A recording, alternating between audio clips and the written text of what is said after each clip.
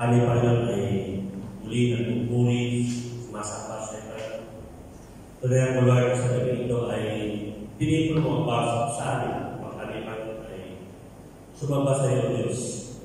Lord, sa gabi ito, tayo ang siyang mauna sa aming gawain, bawat anak mo gagawin ito, Panginoon. Salamat mo sa privilege ng kalakasan na natalog sa bawat sa Panginoon ng kami ay makadama sa lugar ito ang ikaw ay aming purihin at sa Panginoon. Salamat po sa biyaya at patuloy na pinagkakaroon sa mga isa. Kalakasan siya pa ng isa, Lord. Kayo ang siya nagdaan sa kawasan mo pa kami ay makikita yung salita ka ng ang aming Espiritu pa rin ay papalakas ng Diyos. Lord, alam namin na sa gabi ito ay pinagdaan upang kami, Panginoon, ay mapalakas at mapapatakas kung maging kami muna papayag ng salita. Sa gawain ng Diyos na namin, ayaw ang siya na nangunguna.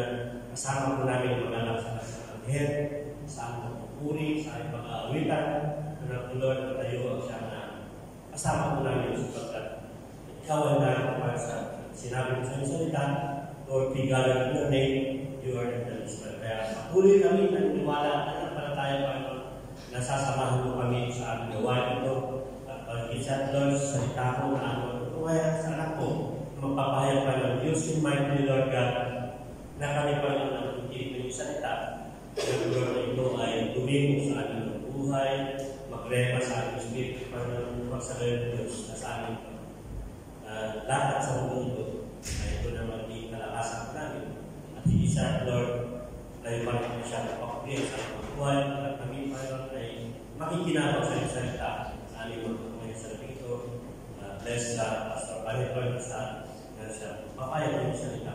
Isa, Lord, lahat kami na natin ang ay bubuksan mo ang aming Espiritu na pag-unawa upang salita mo ay unawaan po namin at Lord, pinababa po namin aming mga sarili upang namin salita ay makapaging at mangibabaw pa sa buhay namin. Isa, Lord, sa mga anak mo na hindi po namin nakasama sa gabi ito ng mga kadahilanan ng Diyos na sila pa ay may sakit karamdaman na pinagdadaanan ng Diyos.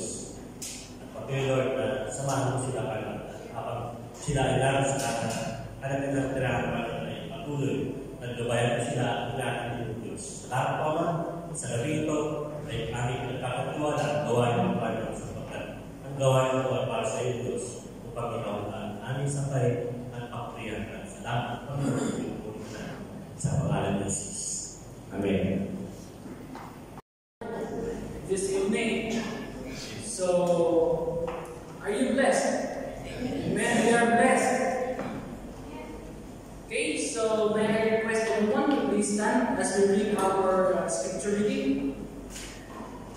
Our scripture reading will be found in the book of Acts chapter 1, verse 1 to 11. Again, Acts chapter 1, verse 1 to 11. In my former book, Theophilus, I wrote about all what Jesus began to do and to teach, until the day he was taken up to heaven, after giving instruction through the Holy Spirit to the apostles he had chosen.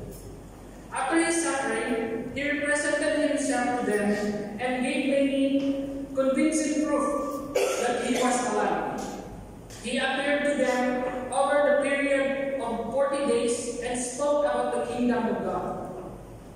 On one occasion, while he was eating with them, he gave them this command: "Do not leave Jerusalem, but wait for the gift of my Father promised, which you have heard me speak about. For John baptized with water, but in a few days you will be baptized with the Holy Spirit."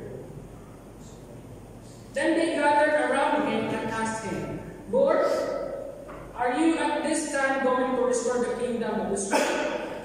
He said to them, "It is not for you to know the time or the day the Father has set by his own authority. But you will receive the power when the Holy Spirit comes to you, and you will be made witnesses in Jerusalem, in Judea, Judea and in Samaria and to the ends of the earth. After he said this, he was taken up before their very eyes, and a cloud hid him from their sight. They were looking intently up into the sky as he was going, when suddenly two men dressed in white stood beside them. "Men of Galilee," they said, "why do you stand here looking into the sky? This same Jesus who has been taken from you into heaven will come back in the same way you have seen him go into heaven." That is the word of the Lord. Thank you very much. And you may have a seat. Now we're going to the announcement and the tithes and offering.